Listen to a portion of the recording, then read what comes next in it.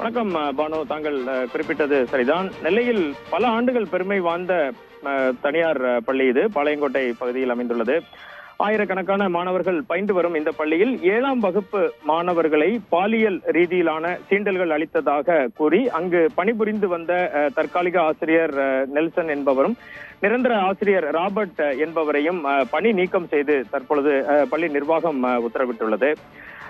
7ஆம் வகுப்பு மாணவர்களுக்கு பாலியல் தொல்லை கொடுத்த ஆண் ஆசிரியர்கள் 2 பேர், ஒருவர் நிரந்தரமாக உடனடியாக பணி நீக்கம் செய்யப்பட்டிருக்கிறார், மற்றொருவர் பணியிடை நீக்கம் செய்யப்பட்டிருக்கிறார். பானு, பாளையங்கோட்டை போலீசார் அந்த பள்ளியின் ஆசிரியர்களிடம் மிக தீவிரமான விசாரணையை இன்று காலை முதல் மேற்கொண்டு வருகின்றனர்.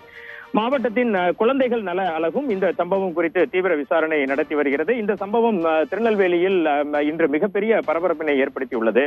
திருநெல்வேலி மாநகரில் பாளையங்கோட்டை பகுதியில் இந்த தனியார் பள்ளி செயல்பட்டு வருகிறது. அரசு உதவி பெறும் தனியார் பள்ளியான இதில் 200க்கும் மேற்பட்ட மாணவர்கள் பயின்று வருகின்றனர். பானு, இதில் 7ஆம் வகுப்பு ஆங்கில வழியில் பயிலும் மாணவர்களுக்கு அப்பள்ளியில் பணியாற்றும் தற்காலிக ஆசிரியர் ராபர்ட் என்பவரும் நிரந்தர ஆசிரியர் நெல்சன் என்பவரும் பாலியல் ரீதியான தொல்லை கொடுத்ததாக தெரிகிறது.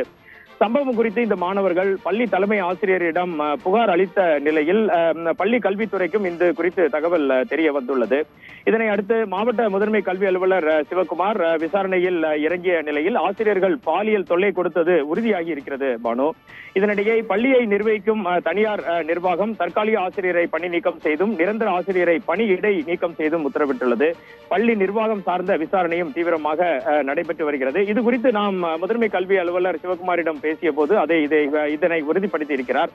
மாவட்ட குழந்தைகள் நல அலகும் விசாரணை நடத்தி வருவதாக தெரிவித்தார். இதற்கு அடுத்தபடியாக பார்த்தீர்கள் என்றால், இந்த சம்பவம் குறித்து கேள்விப்பட்ட பாளையங்கோட்டை காவல், திருநெல்வேலி மாநகர காவல் துறையினர் காவல் ஆணையாளர் ரூபேஷ்குமாரின் உத்தரவின் பேரில் மாநகர காவல்துறை துணை ஆணையர் அனிதா மற்றும் தொடர்புடைய ஆசிரியர்களை அழைத்து மிக தீவிரமான ஒரு விசாரணை தற்போது நடைபெற்று வருகிறது.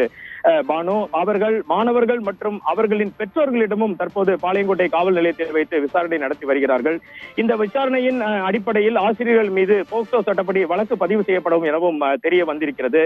7ஆம் வகுப்பு படிக்கும் மாணவர்களுக்கு அதே பள்ளியை சார்ந்த ஆண் ஆசிரியர்கள் பாலியல் தொல்லை கொடுத்த சம்பவம் மிகப்பெரிய அதிர்ச்சியையும் வேதனையையும் திருநெல்வேலி பகுதியில் ஏற்படுத்தியுள்ளது. இது குறித்து சில பெற்றோர்களிடம் நாம் பேசிய போது ஆண் குழந்தைகளோ பெண் குழந்தைகளோ யாரையுமே தற்போது பள்ளிக்கு அனுப்புவதற்கு மிக மிக பயமாகவும் கவலையாகவும் இருக்கிறது என்றே குறிப்பிடுகின்றனர்.